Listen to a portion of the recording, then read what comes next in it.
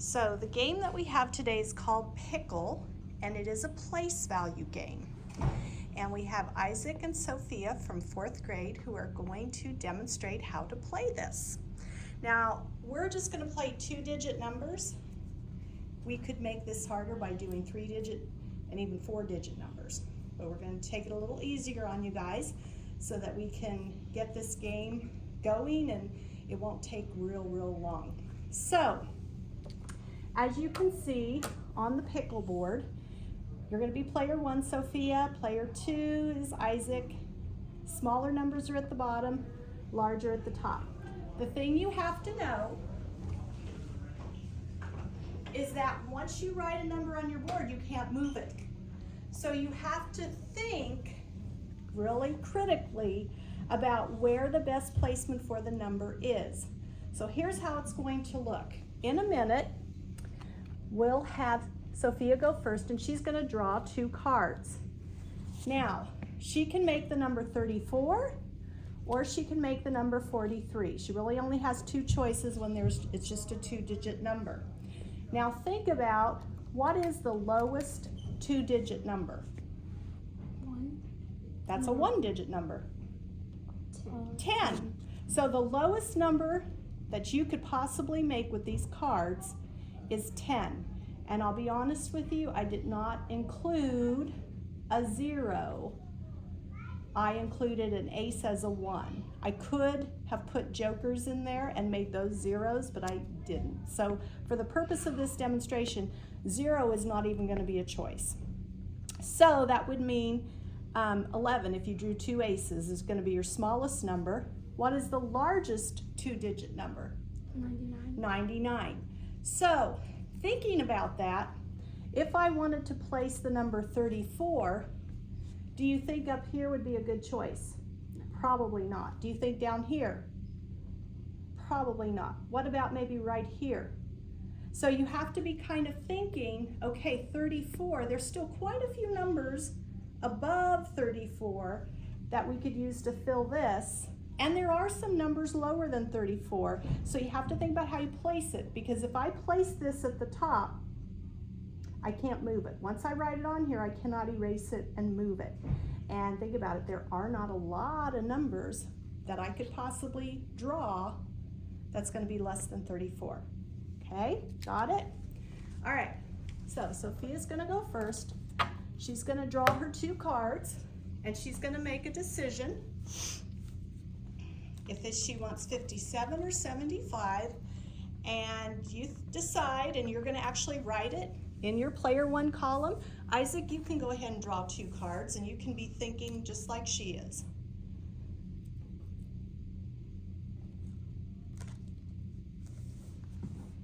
Okay, so she placed 75 right there. He decided to make 98. Where will he go with that?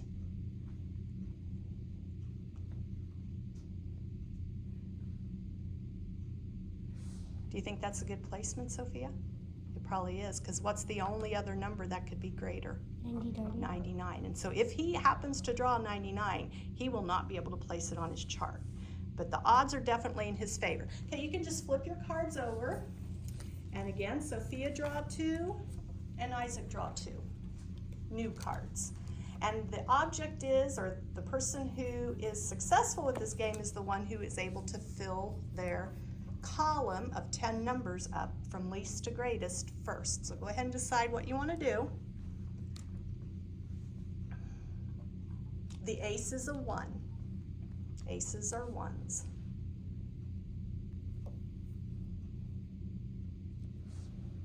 So is that number, if ace is a 1, is the number 80?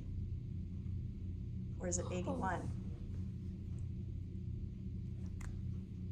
Okay, now it's on there, you can't move it, but we're just kind of talking strategy right now. So one thing I'm going to point out is you could have made 18, and that might have been pretty low on there. But either way works. You just got to think about, where might I get the best chance of completing mine first?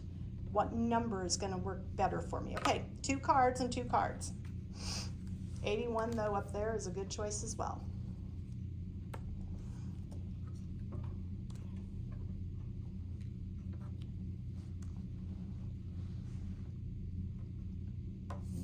Flip them over, 2 new cards. You can both be going at the same time. You both kind of got a very similar thing going on. Okay, the ace is a 1.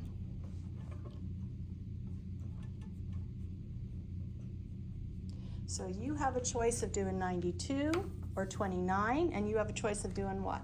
19. 91 or 19. Could you do 91 on your chart? On your side? Could you put 91 on there anywhere? No. So you only have one choice. Okay, and you're going to flip it and grab, each of you grab 2 new ones. And of course, with a 3-digit number, you would draw 3 cards and it would get a bit more challenging.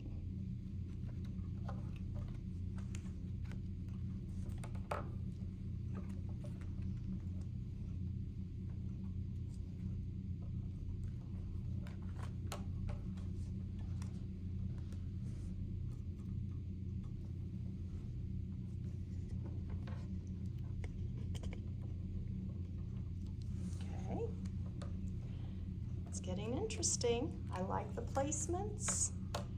You both have the same number of spots left. It's going to come down to a little bit of luck of the draw here pretty soon.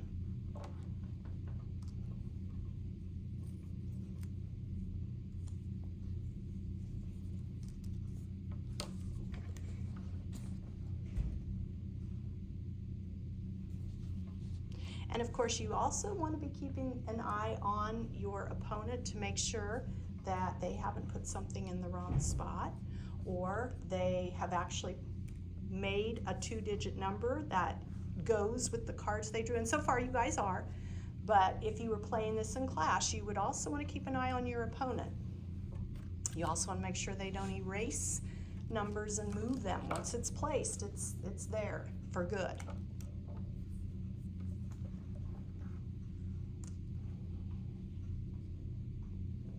Imagine things are getting a bit more difficult. What 2 numbers can you make? 45. 45 or? 54. And do you have a spot on your chart? You don't. And that's going to happen to you in just a bit, Sophia, probably. The fewer spots you have, the harder it gets. So you'll have to put your cards on your discard pile and draw another 2. Here's where it starts to get interesting.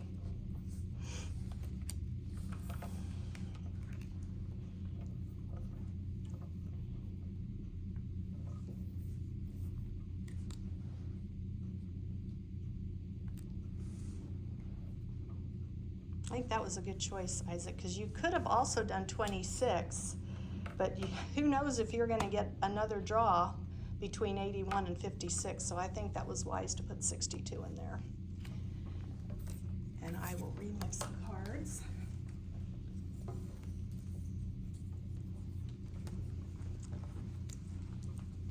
Are these the 2? Are you able to do anything with those?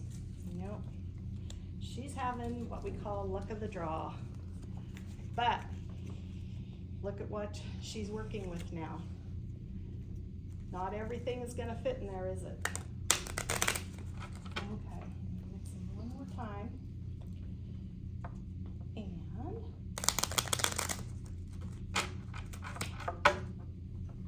draw 2 and see what you got.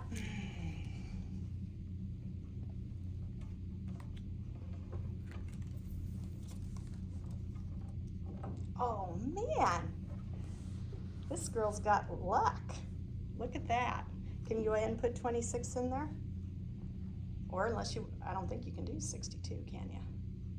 And it doesn't really matter because she got her side filled first. I have no idea why it's called Pickle, but there you go.